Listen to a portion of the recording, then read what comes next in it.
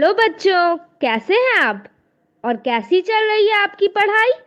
ये तो बहुत अच्छी बात है कि हम लोग प्रतिदिन सुबह 9 बजे से 10 बजे अपनी कॉपी और कलम के साथ मेरा दूरदर्शन मेरा विद्यालय कार्यक्रम देखने के लिए तैयार रहते हैं, जहां क्लास 6 से 8 की पढ़ाई होती है और साथ साथ कुछ अन्य रोचक जानकारियां भी हमें मिलती हैं। कार्यक्रम में बताई जा रही इम्पोर्टेंट पॉइंट्स को हम नोट भी करते हैं ताकि बाद में उनका रिवीजन कर सकें। और हाँ बच्चों, एक बात और, हम लोग जो भी चीज़ें मेरा दूरदर्शन मेरा विद्यालय कार्यक्रम में सीखते हैं उसका अध्ययन अपनी किताब में ज़रूर करें। इससे उन चैप्टर्स को हम पूरी तरह समझ पाएंगे। आज हम लोग क्लास 6 में विज्ञान की पढ़ाई करेंगे और समझेंगे वस्तुओं के समूह भाग 2 को। फिर क्लास 7 में जानेंगे वनों का महत्व भाग 1 के बारे में। उसके बाद क्लास 8 की कक्षा में हम लोग पढ़ाई करेंगे हिंदी की और अध्ययन करेंगे बिहारी के दोहे भाग 1 की। और अंत में चलेंगे पटना का संजय गांधी जैविक उद्यान और देखेंगे जू शो।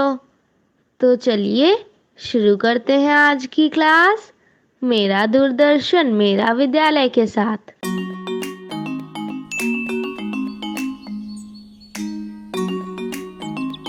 शाम को रोहन के खेलने का समय हुआ। उसने माँ से कहा, माँ, शाम हो गई है, क्या मैं अपने दोस्तों के साथ खेलने जाऊँ? हाँ, पर ध्यान से और सबके साथ मिलकर खेलना। रोहन अपने सभी दोस्तों से मिला और वह उन्हें यह बताने के लिए बहुत उत्सुक था कि किस तरह उसने अपने पिताजी के साथ दुकान पर समय बिताया और कुछ नया सीखा।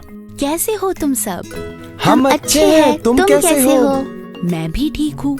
क्या तुम सबको पता है, मैं कल पिताजी के साथ दुकान पर गया था और वहाँ मुझे पिताजी के साथ बहुत मजा आया। मैंने बाजार में भी बहुत सारी चीजें देखी। सभी दोस्त रोहन की बात सुनने के लिए बहुत उत्साहित हो गए। हमें भी बताओ, तुमने क्या किया? कल 2 बंदरों ने आकर दुकान पर सारे बर्तन बिखेर दिए और फिर मैंने और पिताजी ने साथ में मिलकर दुकान लगाई। मेरे पिताजी की दुकान में बहुत सारे अलग अलग पदार्थों से बनने वाले बर्तन हैं। कुछ मिट्टी के बने हुए, कुछ लोहे के, तो कुछ इस्पात से और कुछ कांच से बने हुए बर्तन। मैंने अलग अलग वस्तुओं का वर्गीकरण यानी समूहन करना सीखा। अरे, हम भी अपने रसोई घर में बर्तनों को कुछ इसी प्रकार से रखते हैं, पर मेरे रसोई घर में कांच के बर्तन एक जगह होते हैं, तांबे के अलग और लोहे और इस्पात के अलग। रोहन सोच में पड़ गया। प्रिया की बड़ी बहन सरिता पास में खड़े होकर यह सब सुन रही थी। वह हंसने लगी और कहा, बच्चों, क्या मैं तुम्हारी परेशानी सुलझाने में कुछ मदद कर सकती हूँ? हाँ दीदी। तो चलो बताओ, ये जो पत्थर जमीन पर पड़ा है, इसको देखकर तुम्हें क्या लगता है? यह सफेद रंग का है। ये बहुत ही सख्त और नुकीला है, इससे चोट लग सकती है। जब बारिश आती है और मैं इसे जमा हुए पानी में फेंकता हूँ तो यह डूब जाता है और नीचे जाकर बैठ जाता है। अब बताओ ये क्या है? अरे, यह तो चौक है। और मास्टर जी इससे कक्षा में श्याम पट पर भी लिखते हैं। तो अब बताओ, इसे देखकर क्या लगता है? यह सफेद रंग का है, यह सख्त है। पर पानी में डालने पर क्या होगा? चलो अभी देख लेते हैं। सभी ने एक डब्बे में पानी भरा और एक चौक और एक पत्थर को उसमें डाला। क्या आप बता सकते हो चौक और पत्थर को क्या हुआ होगा? अरे, यह तो डूब गए। थोड़ी देर बाद सबने देखा कि चौक पानी में घुलने लगा। दीदी देखो, चौक तो पानी में घुल गया पर पत्थर नहीं घुला। अब समझ में आया, चौक और पत्थर में कुछ बातें ऐसी हैं जो एक जैसी हैं, पर कुछ बातें ऐसी हैं जो एक जैसी नहीं है। बिल्कुल सही पहचाना रोहन। हर एक पदार्थ के कुछ गुण होते हैं और उन्हीं के आधार पर हम उनका वर्गीकरण करते हैं। तो ऐसा जरूरी नहीं कि हर बार पदार्थ एक ही वर्ग या समूह में आए। बिल्कुल सही कहा। पदार्थों के गुणों में समानताओं एवं विभिन्नताओं के अनुसार उनका समूह या वर्गीकरण किया जा सकता है। जैसे मेरे रसोई घर में बर्तनों का समूह वह किस पदार्थ से बने हैं, और रोहन की पिताजी की दुकान पर वह किस इस्तेमाल में आता है। मुझे पदार्थों के गुणों के बारे में और जानना है। बिल्कुल जान सकते हो, अपने आसपास की अनेक वस्तुओं का अध्ययन करके। अब यह बताओ कि पत्थर और चाक के गुणों के बारे में क्या सीखा? पत्थर और चाक दोनों ही सफेद रंग के हैं और सख्त है। चाक पानी में घुल सकता है पर पत्थर नहीं घुल सकता। दोनों ही पानी में डूब सकते हैं। तो क्या कुछ ऐसा है जो पानी में तैर पाएगा? अरे हाँ, मेरी कागज की बनी हुई नाव। अरे वाह प्रिया, तुम्हारे दोस्त तो बहुत ही समझदार हैं। धन्यवाद दीदी, हमें यह बताने के लिए कि सख्त या कठोरता, घुलनशीलता एवं पानी में डूबना या तैरना पदार्थों के विभिन्न गुणों में से एक है। बिल्कुल सही कहा रोहन और राजू। इसी तरह पदार्थों के और भी बहुत गुण हैं। हम बहुत सी वस्तुओं का अध्ययन करके उनके बारे में जान सकते हैं। मैं आज ही घर जाकर विभिन्न वस्तुएं एकत्रित करके यह सब जानने की कोशिश करूंगा। इतने में सूरज ढलने लगा और सभी अपने अपने घर खुशी खुशी चले गए।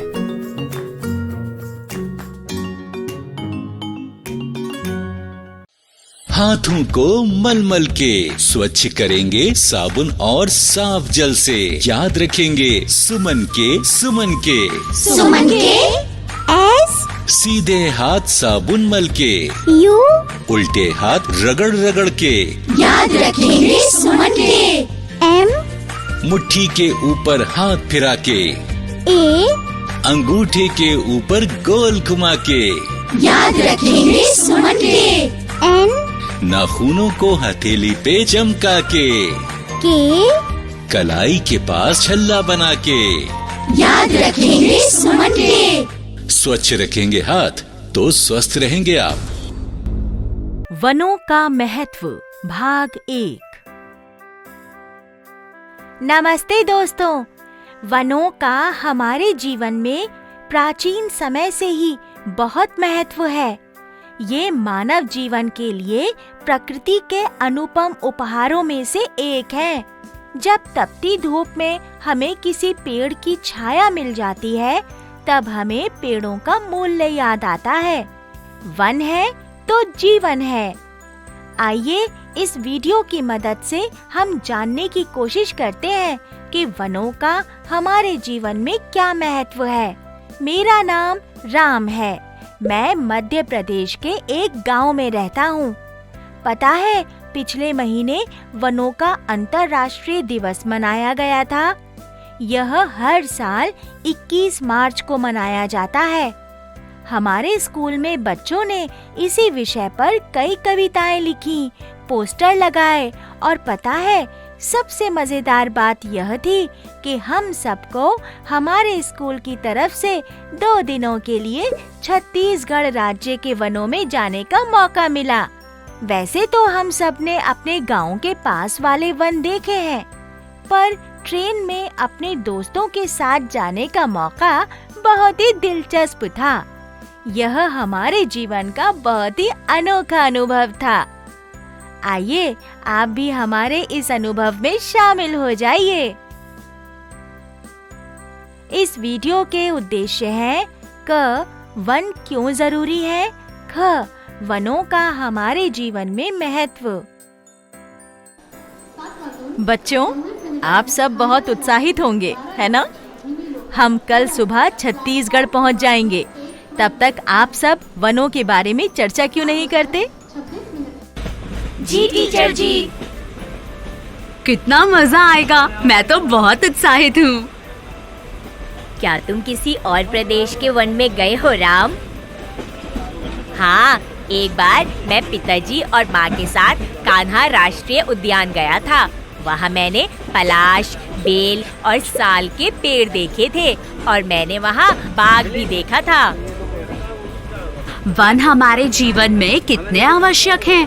वे हमें कितना कुछ देते हैं, जैसे लकड़ी, पेपर, रबर, दवाइयाँ। पर आजकल हम अपने मतलब के लिए वनों को काट रहे हैं, कभी लकड़ी के लिए तो कभी किसी और चीज के लिए। हम अगली सुबह छत्तीसगढ़ पहुंच गए। फिर तैयार होकर हम सारे वहाँ के वन देखने निकल पड़े। जब हम सब वहाँ पहुँचे तो हमें इतनी हरियाली और शांति देखकर बहुत अच्छा लगा। उस वन में ठंडी हवा और पक्षियों की चहचहाट ने हमारा स्वागत किया। कितना अंधेरा है यहाँ। हमारे गांव के पास वाले वनों में इतने घने वृक्ष नहीं हैं। पेड़ों की पत्तियों ने एक छत जैसी बना ली है और सूरज के प्रकाश को अंदर नहीं आने दे रही है। हाँ, हमारे गांव में तो यहाँ के पेड़ों से अलग तरह के पेड़ हैं। हमने पिछले साल अलग अलग तरह के वनों के बारे में पढ़ा था, याद है? हाँ, याद है। सदाबहार वन, पतझड़ी वन, पर्वतीय वन। वह देखो, बांस। यह तो मैंने केवल किताब या टीवी पर ही देखे हैं। और यहाँ देखो कितने कवक उगे हुए हैं। कितनी विचित्र बात है, वनों में जीव जंतुओं से लेकर विशाल पेड़ एक साथ रहते हैं और एक दूसरे पर आश्रित भी हैं। ऐसा लग रहा है कि यहाँ मेरे रंगों के डिब्बे के सारे हरे रंग दिख रहे हैं। हरे रंग के इतने सारे रूप मैंने एक साथ नहीं देखे। नमस्ते सर। बच्चों, ये रूपक सर हैं। ये यहाँ के वन अधिकारी हैं।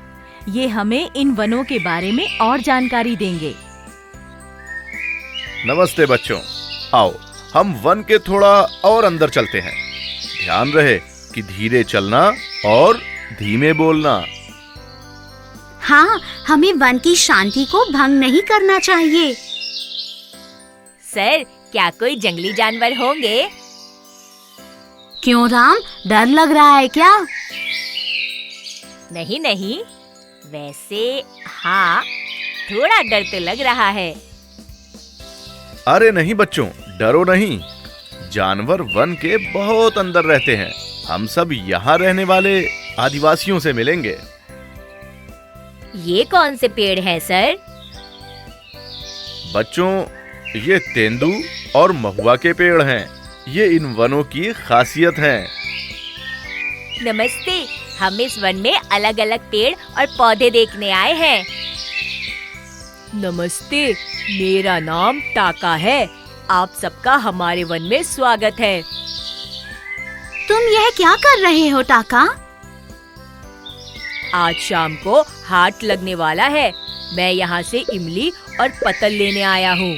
माँ और पिताजी हाट में दुकान लगाते हैं। क्या हम भी आ सकते हैं हाट में? हाँ जरूर, आप सब मेरे साथ चलो। ये सब माँ को देकर मैं आपको अपना जंगल दिखाता हूँ। तुम्हारे घर पर कितनी सुंदर चित्रकारी है टाका। ये सब तो मेरी माँ करती है। मुझे भी ऐसे चित्रकारी करनी आती है। टाका, क्या तुम स्कूल जाते हो? हाँ, आज हाट लगता है ना, इसीलिए छुट्टी है। मैं पास वाले गांव के स्कूल में जाता हूँ। यह अचानक पक्षियों की चहचहाहट क्यों सुनाई दे रही है? ये तो जानवर और पक्षी एक दूसरे को चेतावनी देते हैं। टाका, तुम्हें यहाँ वन में डर नहीं लगता? नहीं, वन तो हमारे मित्र हैं। ये हमारी रक्षा करते हैं और हम इनकी। क्या तुम लोग अपनी रोजमर्रा की जरूरतों के लिए किसी पास के गांव में जाते हो? हमें वनों से काफी कुछ मिल जाता है, पर हम पास वाले गांव से अपनी जरूरतों का सामान ले आते हैं। मेरे पिताजी बहुत अच्छी शिल्प कला करते हैं।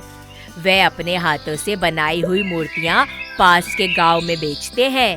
कई आदिवासी फल और सब्जी बेचते हैं और कई को तो जड़ी बूटियों का बहुत ज्ञान है।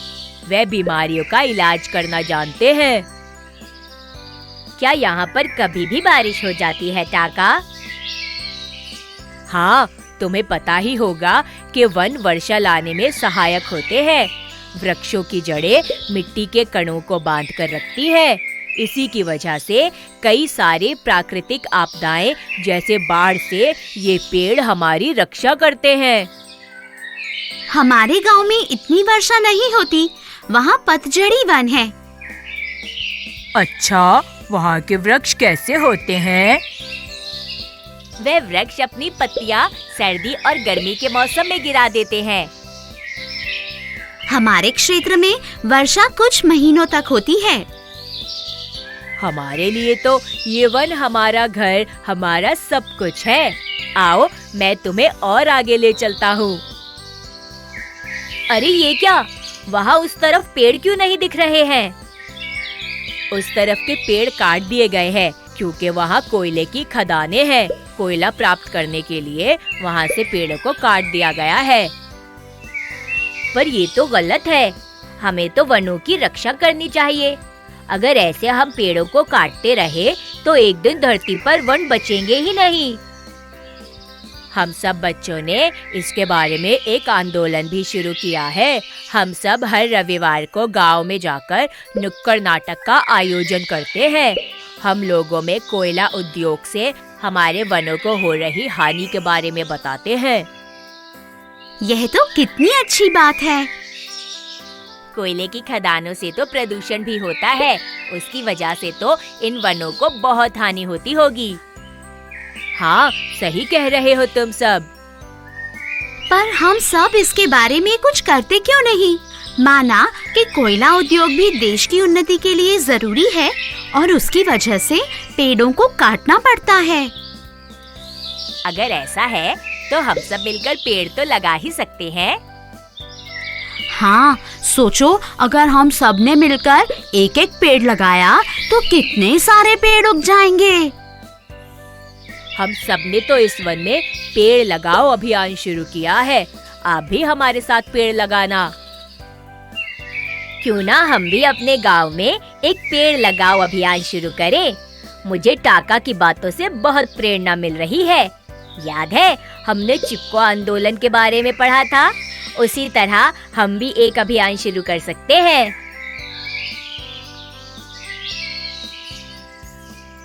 और सोचो कि अगर हम अपने इस पेड़ लगाओ अभियान को भारत के हर क्षेत्र में पहुंचा दें तो क्या होगा? हाँ, हम और तुम सब मिलकर अपने इस पेड़ लगाओ अभियान को सारे देश में फैला सकते हैं और अपने इन वनों को बचा सकते हैं। हाँ, आजकल टीवी, रेडियो और मोबाइल फोनों की वजह से कुछ भी असंभव नहीं। वन हमें कितना कुछ देते हैं। लकड़ी, पेपर, खाना, दवाइयाँ और सबसे जरूरी ताजी हवा। हम सबने शाम को हाट में अनोखी शिल्पकारी देखी। हमने समझा कि आदिवासी कैसे वनों का एक अभिन्न अंग है और सब बच्चों ने पेड़ लगाओ अभियान के अंतर्गत पेड़ भी लगाए। टाका, हम सब तुम्हारा धन्यवाद करना चाहते हैं। तुमने हमें वनों के बारे में बहुत महत्वपूर्ण जानकारी दी। कोयला उद्योग के कारण वनों को जो हानि पहुंच रही है, उसके बारे में भी हमें पता चला। आज मुझे छत्तीसगढ़ के उस वन की बहुत याद आ रही है। हम सब वनों पर आश्रित हैं। टाका की वजह से हम सबको प्रेरणा मिली और हमारी वार्षिक स्कूल पत्रिका में बच्चों ने कोयला उद्योग से हो रहे वनोन्मूलन के बारे में कितने लेख लिखे। और पेड़ लगाओ अभियान के अंतर्गत हमारा गांव कितना हरा भरा हो गया है। अरे क्यों ना हम अपने स्कूल की पत्रिका के उद्घाटन के लिए टाका को निमंत्रण दें? हाँ, जरूर। पता है दोस्तों, हमने टाका को निमंत्रण भेजा और वह अपने मित्रों के साथ हमारे स्कूल आया। हम सब टाका और उसके दोस्तों से फिर से मिलकर बहुत खुश हुए। हम बच्चे ही अपने देश का भविष्य हैं। अगर आज हम एक बदलाव लाने की कोशिश करेंगे तो हम मिलकर अपने इन हरे फेफड़े यानी के वनों को बचा सकते हैं। दोस्तों, हमें वनों का आभारी होना चाहिए। अगर आज भी हम वनों के महत्व को समझ लें तो आने वाली मुसीबतों यानी कि प्राकृतिक आपदाओं से कुछ हद तक बचाव संभव है। तो आप भी वनों के महत्व को समझिए और वन बचाने में अपना योगदान दीजिए।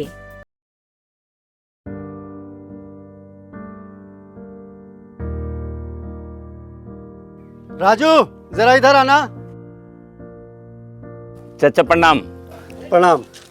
ये बताओ कि स्कूल से ड्रेस का पैसा मिला कि नहीं? मिल गया, पिछले हफ्ता मिल गया। और छात्रवृत्ति? चाचा वो तो अब खाता में ही चला आता है। अरे वाह, ये सब तो इसको खूब पता है।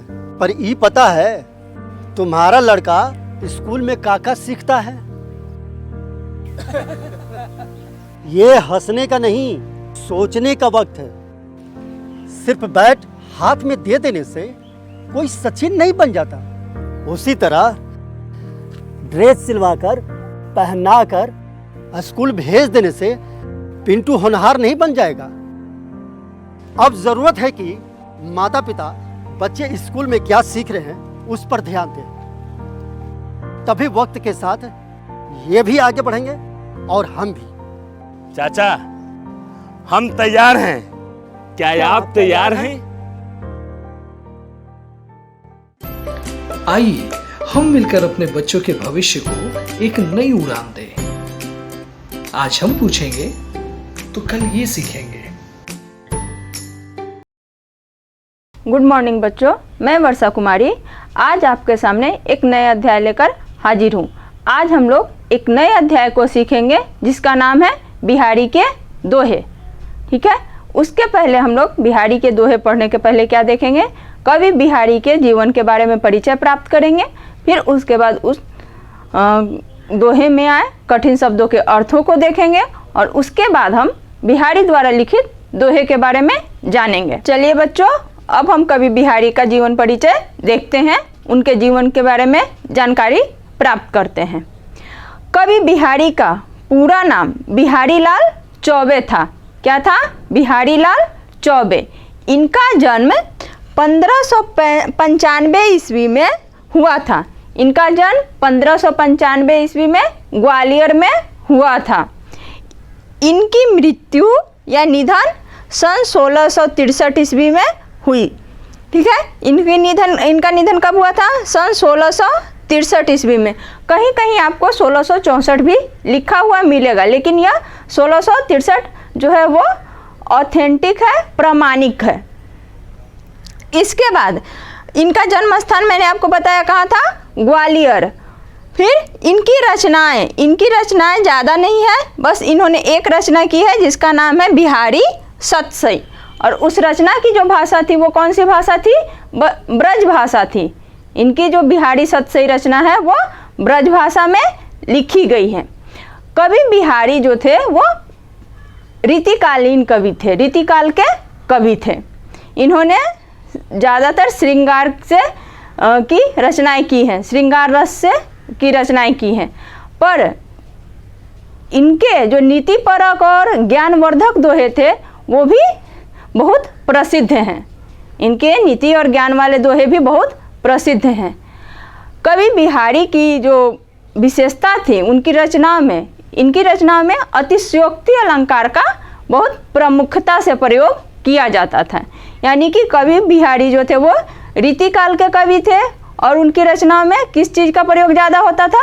अतिशयोक्ति अलंकार का प्रयोग अधिक होता था। अभी हमने बच्चों क्या देखा? बिहारी के जीवन परिचय के बारे में हमने जानकारी प्राप्त की।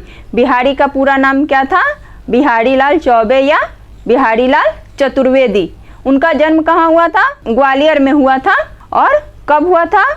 1595 ईस्वी में। उनकी मृत्यु कब हुई थी? 1663 ईस्वी में हुई थी। वो किस भाषा के कवि थे? उनके कविता की जो भाषा थी, उनकी जो रचना थी बिहारी सतसई, वो किस भाषा में थी? तो वो ब्रज भाषा में थी। और इनकी रचनाएं जो थे, इनके जो दोहे थे, ये कैसे थे? वो रीतिकाल के कवि माने जाते थे। रीतिकाल में यानी कि ये श्रृंगार रस के कवि माने जाते थे। इनकी जो रचनाएं होती थी श्रृंगारिक होती थी, लेकिन इसके बाद भी इनकी रचनाओं में भक्ति और नीतिपरक बातें भी होती थी। ये कृष्ण को अपना आराध्य मानते थे और कृष्ण को लेकर ही इनकी रचनाएं चर्चित हैं। इनकी बहुत तेरी रचनाएं कृष्ण के ऊपर ही हैं। तो आगे हम देखते हैं बिहारी के दोहे पाठ में आने वाले कठिन शब्दों के अर्थ को देखेंगे, जानेंगे और उसके बाद हम इनके दोहों को पढ़ेंगे और उसका अर्थ जानने की कोशिश करेंगे। ठीक है बच्चों, अब हम बिहारी के दोहे पाठ में आए शब्दों के अर्थ को देखते हैं, जिसको क्या कहते हैं? शब्दार्थ कहते हैं। पहला क्या है? सरय, उसका क्या मतलब होता है? निकालना या बनना। दूसरा है कांचय यानी कि कच्चा। तीसरा है वृथा यानी कि व्यर्थ या बेकार, जो किसी काम का नहीं है। चौथा है दीर्घ सांस यानी कि लंबी सांस। पांचवा साचय यानी कि सच्ची। छठा है रांचय यानी कि प्रसन्न। सातवां नर, नर का मतलब मनुष्य। आठवां कुमति मतलब खराब बुद्धि, जिसकी बुद्धि खराब हो गई हो। नाइन नीर, नीर का मतलब पानी या उसको हम लोग क्या कहते हैं? जल भी कहते हैं। 10वां है जेतो, जिसका मतलब होता है जितना। 11 है तेतो मतलब उतना। 12 धंध यानी कि रोजगार या काम। 13 नंबर में है गुणन यानी कि गुण। 14 है बिनु यानी कि बिना या उसको क्या कहते हैं? रहित। 15 है कनक, कनक को सोना भी कहते हैं और धतूरा भी कहा जाता है, यानी कि सोना को भी कनक कहते हैं और धतूरा को भी कनक कहते हैं। 16 है बतरस लालच यानी कि बातचीत करने के आनंद के लोभ से, यानी कि बातचीत करने का लालच। 17 है साईं ही यानी कि स्वामी को या भगवान को। 18 है कबूली यानी कि स्वीकार करना और उसको कबूल करना। 19 है लाल, ठीक है, लाल का मतलब होता है कृष्ण। इस पाठ में लाल का मतलब है कृष्ण। 20 है लुकाई यानी कि छिपा कर, कहते हैं ना किसी चीज को लुका देना या छिपा देना, तो वही 20 का मतलब हुआ लुकाई का छिपा कर। 21 है सौह, उसका मतलब होता है शपथ या सौगंध या कसम भी हम लोग उसको कहते हैं। 22 है नटी जाए यानी कि मुकर जाना, अपनी बात से पलट जाना। 23 सुधी, सुधी का मतलब चेतना। 24 सुधी कीजिए यानी कि स्मरण किए जाते हैं, मतलब याद किए जाते हैं। 25 है जाही मतलब जाती रहती है। 26 है सुमति यानी कि अच्छी बुद्धि। 27 नंबर में है बिरद यानी कि महान होने की अवस्था या भाव, यानी कि अपने आप को महान बताने की अवस्था। 28 है गढ़ियो, गढ़ियो का मतलब होता है गढ़ना या बनाना। बच्चों, अभी तक हमने कवि बिहारी का जीवन परिचय और बिहारी के दोहे पाठ में आए कठिन शब्दों के अर्थ की जानकारी प्राप्त कर ली है। अब हम इस पाठ के दोहों को एक एक करके पढ़ेंगे और उसके अर्थ को समझेंगे।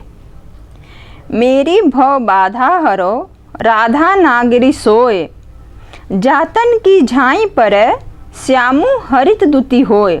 फिर से पढ़ते हैं। मेरी भव बाधा हरो राधा नागरी सोए, जातन की झाई पर श्यामु हरित दुति होए। इन पंक्तियों में कवि बिहारी कह रहे हैं, किससे कह रहे हैं? तो वो राधा जी से कह रहे हैं। कवि बिहारी का मानना है कि राधा कृष्ण से ज़्यादा पूजनीय है। क्यों?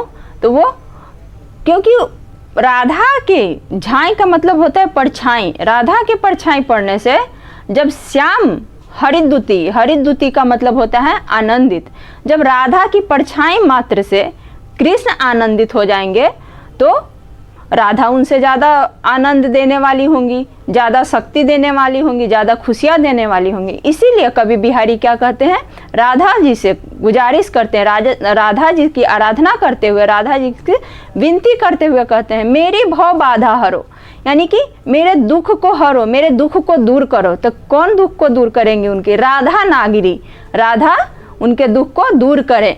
क्यों?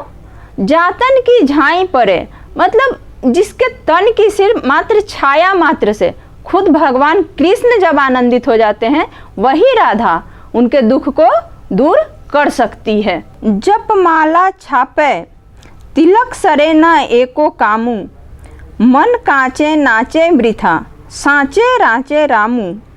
फिर से पढ़ लेते हैं एक बार। जप माला छापे तिलक सरे न एको कामू, मन कांचे नाचे वृथा, सांचे राचे रामू। इन पंक्तियों में कवि बिहारी कहते हैं जपमाला। जपमाला किसको कहते हैं? आप लोगों ने देखा होगा, जपने की जो माला होती है उसको कहते हैं। तो जपमाला या तिलक या छाप, ये सब जो बाह्य आडंबर हैं, इनसे भगवान राम प्रसन्न नहीं होते हैं, ईश्वर नहीं मिलते हैं। ये सब क्या है? ये सब व्यर्थ की चीज़ें हैं, ये व्यर्थ का प्रपंच है, इनसे ईश्वर की प्राप्ति नहीं होती है। तो ईश्वर किस चीज़ से मिलते हैं? ईश्वर सच्चे मन से मिलते हैं।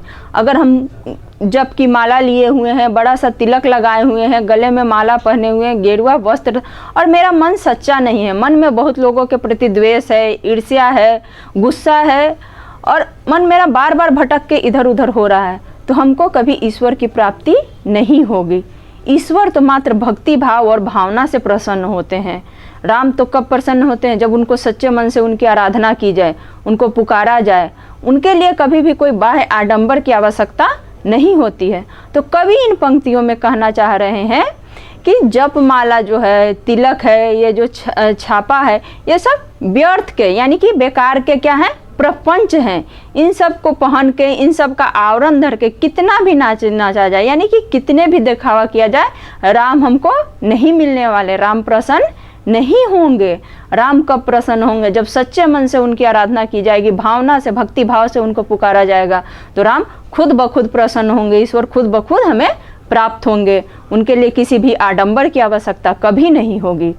बतरस लालच लाल की मुरली धरी लुकाई, सौहें करे भौं हनु हंसे, दैन कहे नट जाई।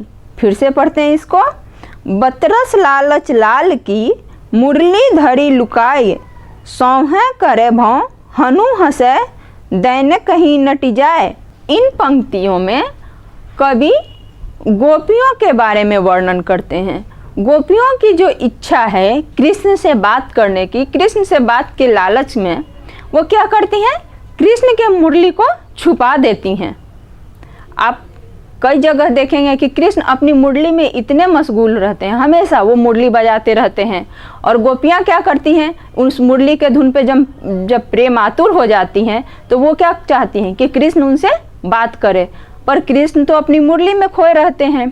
तो इसलिए वो क्या करती हैं? वो गोपियाँ उनसे बात करने की लालसा, बात करने के लालच में क्या करती हैं?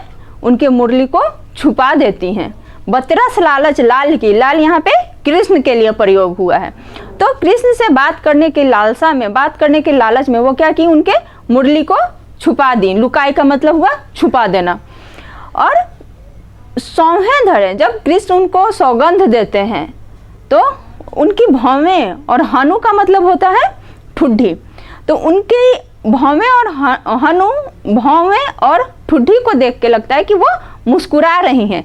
लेकिन जब कृष्ण उनको सौगंध देते हैं कि हाँ तुमको सौगंध है, तुम मेरी मुरली तुम ही ने छुपाई है, तो अपने बात से क्या होती है? साफ साफ मुकर जाती हैं। नटी जाना मतलब मुकर जाना, पलट जाना।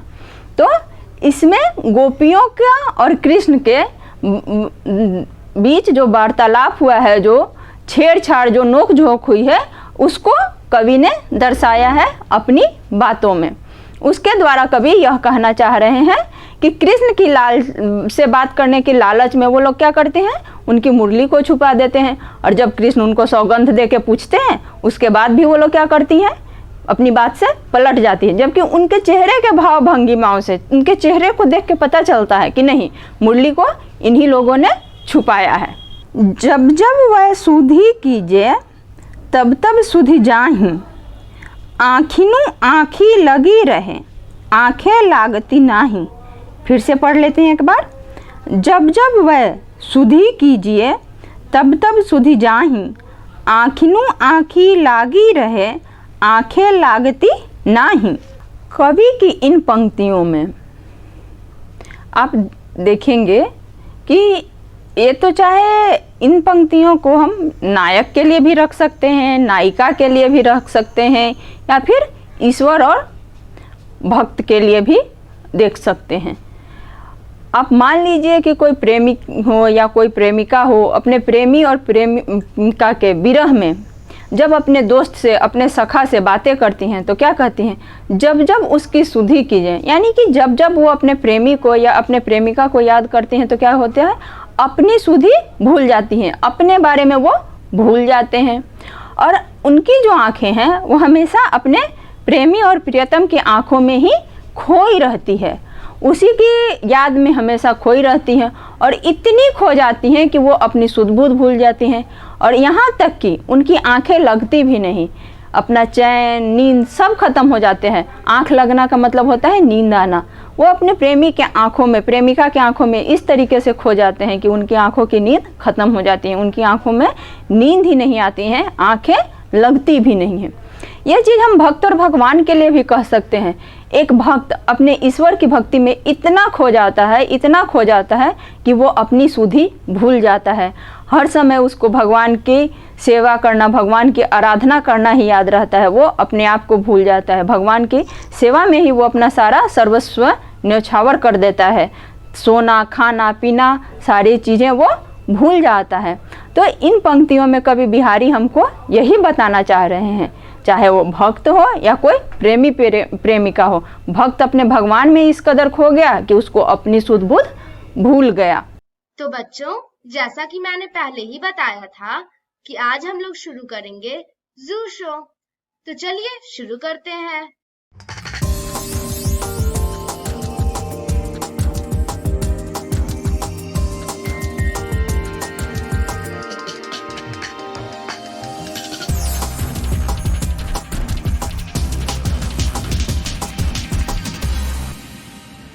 संजय गांधी जैविक उद्यान जू आउटरीच प्रोग्राम में आपका स्वागत है। आज हम जिस जानवर के बारे में बात करेंगे वो बिल्लियों की प्रजाति से संबंध रखता है, लेकिन बेहद खतरनाक, ताकतवर और फुर्तीला है।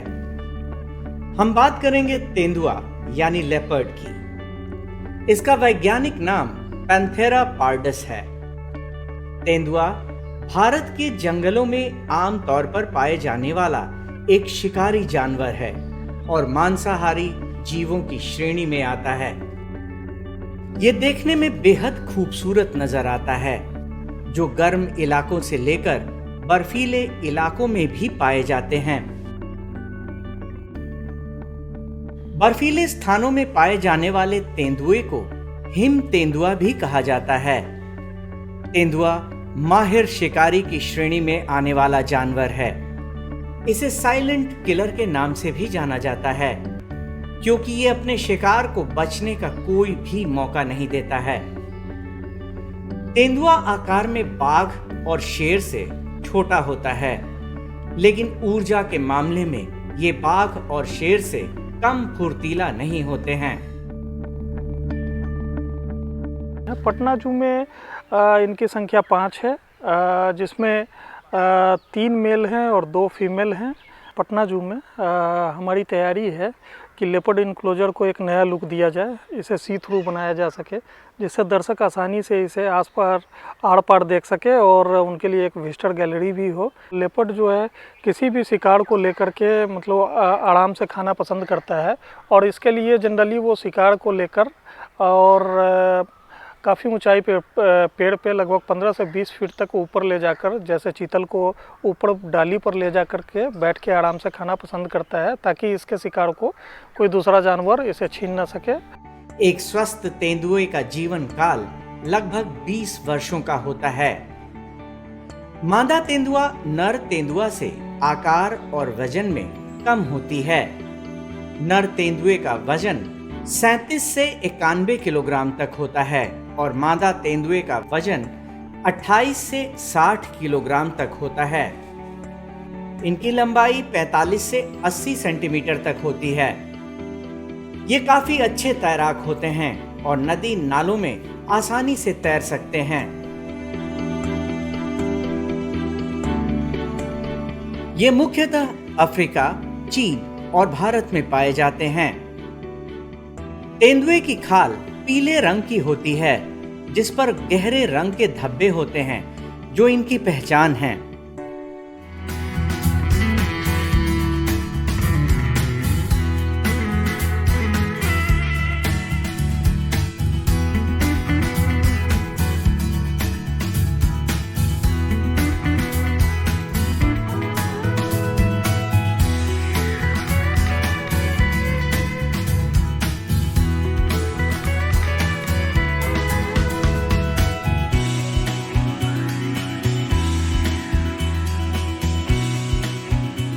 परंतु कुछ तेंदुए काले रंग के भी होते हैं जिसे ब्लैक पैंथर कहते हैं। आमतौर पर जंगलों में ये अकेला रहना पसंद करते हैं। शेरों की तरह झुंड बनाकर रहना इन्हें पसंद नहीं है।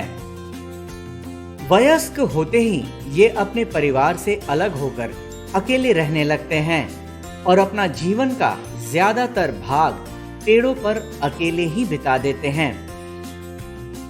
पेड़ों से ही ये अपने शिकार पर घात लगाते हैं। कभी कभी यह घास में छिपकर भी अपने शिकार का पीछा करते हैं। तेंदुआ 2.5 से 4 साल के अंदर प्रजनन योग्य हो जाते हैं। इनका गर्भकाल 90 से 105 दिनों का होता है और मादा तेंदुआ एक बार में 2 या 4 शावकों को जन्म देती है। इनकी पूंछ लंबी होती है जो इन्हें संतुलित करने में और तेज रफ्तार में मुड़ने में मदद करती है। ये काफी तेज दौड़ते हैं। इनके दौड़ने की रफ्तार 60 किलोमीटर प्रति घंटा तक होती है। ये हवा में 6 मीटर लंबी छलांग भी लगा सकते हैं। बाघ की अपेक्षा में इसका पगमार्क काफ़ी छोटे होते हैं, जिसके आधार पे हम लोग जंगलों में गणना कर पाते हैं कि ये तेंदुआ और बाघ का जो पगमार्क है उसे अलग अलग बिल्कुल अलग तरीके से पहचान हो जाती है। बाघ का इनसे बड़ा होता है। बाघ का लगभग 14 सेंटीमीटर, 15 सेंटीमीटर, 16 सेंटीमीटर तक जाता है और लेपर्ड का उस हिसाब से काफ़ी छोटा रहता है, जो एक दोनों में भिन्नता प्रदान करता है। और गद्दी और नाखून दोनों बिल्कुल अलग अलग बाघ के होते हैं। लेपर्ड के जो होते हैं नाखून का जो पगमार्क होता है काफ़ी छोटा होता है, बाघ का काफ़ी बड़ा होता है, जिसकी कोई भी आदमी जंगल में पहचान कर पाता है कि ये बाघ का पगमार्क है और ये तेंदुआ का पगमार्क है। और ये वाइल्ड लाइफ प्रोटेक्शन एक्ट के अंतर्गत में शेड्यूल 1 के प्राणी हैं और IUCN में इनका जो स्टेटस है लोअर रिस्क पे रखा गया है। इनका जो संजय गांधी जैविक उद्यान में रख रखाव है काफ़ी अच्छे तरीके से किया जाता है। मौसम के हिसाब से इनके रख रखाव में परिवर्तन होता रहता है। मौसम के हिसाब से इनका भोजन में परिवर्तन होता रहता है। भोजन में हम लोग प्रमुख रूप से इनको महिष मांस दिया जाता है और गर्मी के मौसम में इनके नाइट हाउस में कूलर, पंखे, ठंडे पानी की व्यवस्था की जाती है। उसी प्रकार जाड़े के मौसम में हीटर इत्यादि की व्यवस्था की जाती है। रोशनदान वगैरह को फूस से ढक दिया जाता है ताकि इन्हें ठंड न लगे। और चूँकि रख रखाव पे भी काफ़ी ध्यान देना पड़ता है। साप्ताहिक रूप से इनके केजों की सफाई होती है। इनके केज बाड़े में घास कटाई होती है। संजय गांधी जैविक उद्यान में ये तेंदुए दर्शकों के लिए आकर्षण का केंद्र हैं। अपने शारीरिक बनावट और स्वभाव के कारण ये बच्चों के बीच बेहद लोकप्रिय है। जी हाँ, हम बात कर रहे हैं काले बंदर की।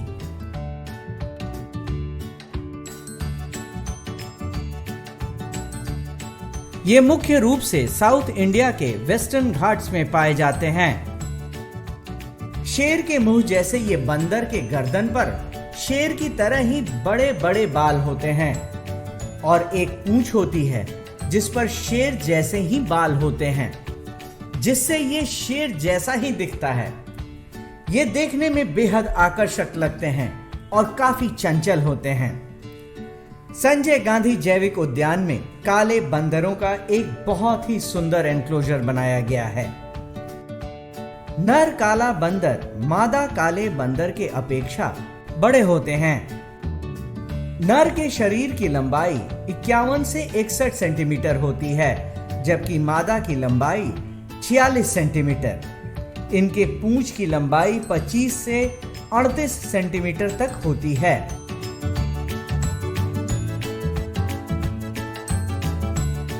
ये सामाजिक जानवर होते हैं और हमेशा झुंड में रहते हैं, क्योंकि झुंड में ये खुद को ज्यादा सुरक्षित महसूस करते हैं। इनके समूह में सामान्यतः 12 से 20 काले बंदर होते हैं। वैसे तो इनकी 4 टांगे होती हैं, लेकिन ये अपने आगे की दोनों टांगों का इस्तेमाल हाथों की तरह करते हैं, चाहे खाना तोड़कर खाना हो या फिर एक डाली को पकड़कर दूसरी डाली पर छलांग लगाना हो। ये बहुत ही चालाक और समझदार होते हैं। ये सर्वहारी होते हैं, लेकिन इन्हें फल, फूल, पत्ते, सब्जी खाना ज्यादा पसंद है। कभी कभी ये कीड़े मकोड़े और पक्षियों के अंडे भी खाते हैं। इनका जीवन काल 20 से 38 वर्षों का होता है और इनका वजन 3 से 10 किलोग्राम तक होता है। 6 महीने के गर्भकाल के बाद मादा काला बंदर एक बार में एक बच्चे को जन्म देती है। जैसा कि हम जानते हैं कि लैंड टेल मकाक एक इंडेमिक मकाक है जो वेस्टर्न घाट्स में पाया जाता है और ये नेटिव टू इंडिया है और वर्ल्ड में कहीं और इसके पाए जाने की इंफॉर्मेशन इससे रिलेटेड नहीं है। लैंड टेल मकाक एक मीडियम साइज़ का मकाक होता है और इनका पिक्यूलियर नेम इसलिए दिया गया है कि इनका जो टेल पोर्शन होता है उसमें एक टफ्ट पाया जाता है हेयर का, ब्राउन कलर का, जो लायन से मिलता जुलता है।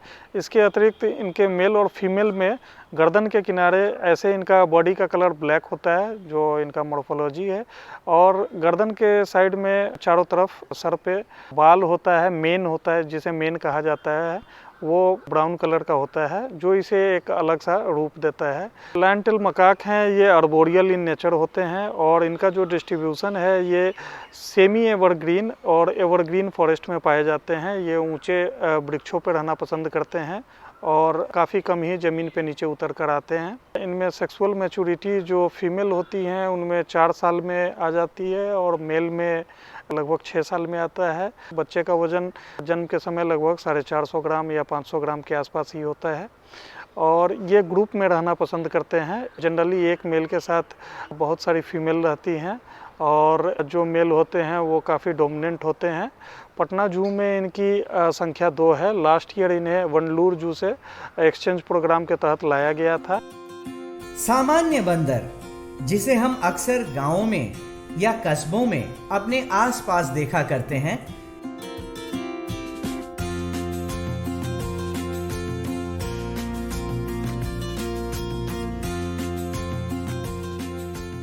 ये सभी प्रकार के जंगलों और आबादी वाले स्थानों के पास पाए जाते हैं। इन बंदरों के झुंड को ट्रूप्स कहा जाता है और हर ट्रूप या समूह में एक या एक से ज्यादा नर और मादा अपने बच्चों के साथ रहते हैं। ये ज्यादातर फल, फूल, पत्ते और अनाज खाते हैं। मानव बस्तियों में ये लोगों के द्वारा दिए गए पके खाने को भी खा लेते हैं। आज हम लोग जिस जानवर के बारे में बात करने जा रहे हैं वो बंदर, एक कॉमन बंदर जिसे रेसस मकाक भी कहा जाता है। इसकी शारीरिक अगर परिभाषा के बारे में बात करें तो ये इनका चेहरा जो है गुलाबी रंग का होता है, सुनहरे रंग का शरीर पे बाल होता है। इनके जो ग्रुप की खासियत होती है, इनके ग्रुप में मेल जो होते हैं एक होते हैं और जो मेल जो हैं दूसरे मेल को बिल्कुल अलाउ नहीं करते हैं और इनके सब एडल्ट को भी ये अलाउ नहीं करते हैं अपने झुंड में। और एक मादा के साथ में इनका ये परिवार चलता है और इसमें झुंड इनका बढ़ता चला जाता है। संजय गांधी जैविक उद्यान में रख रखाव के लिए इन्हें जो भोजन के रूप में दिया जाता है, चना, मूंगफली, मौसमी फल दिया जाता है और ये ऋतु के हिसाब से संजय गांधी जैविक उद्यान में इनके आहार में परिवर्तन होता है। जैसे गर्मी के मौसम में तरबूज, खरबूज इत्यादि हम लोग खीरा, ककड़ी इत्यादि प्रदान करते हैं। उसी तरह से जाड़े के मौसम में इन्हें शहद और गुड़ इत्यादि हम लोग देते हैं। इनके रख रखाव पे भी प्रतिदिन केजों की सफाई की जाती है। हमारे पशुपालक के द्वारा पूरा चारों तरफ से इनके पानी से पूरी धुलाई की जाती है। सब पूरा साफ करने के बाद में ही दर्शकों के लिए इन्हें खोला जाता है। पटना जू में आने वाले बच्चों के लिए ये एनक्लोजर उन्हें इन जानवरों के बारे में जानकारी के साथ साथ उनका भरपूर मनोरंजन भी करते हैं। शायद इसीलिए यहाँ आने वाले दर्शक इस एनक्लोजर के पास जरूर आते हैं। आज की कड़ी में बस इतना ही। कल फिर मिलेंगे पटना जू शो के एक नए एपिसोड के साथ। तब तक के लिए नमस्कार।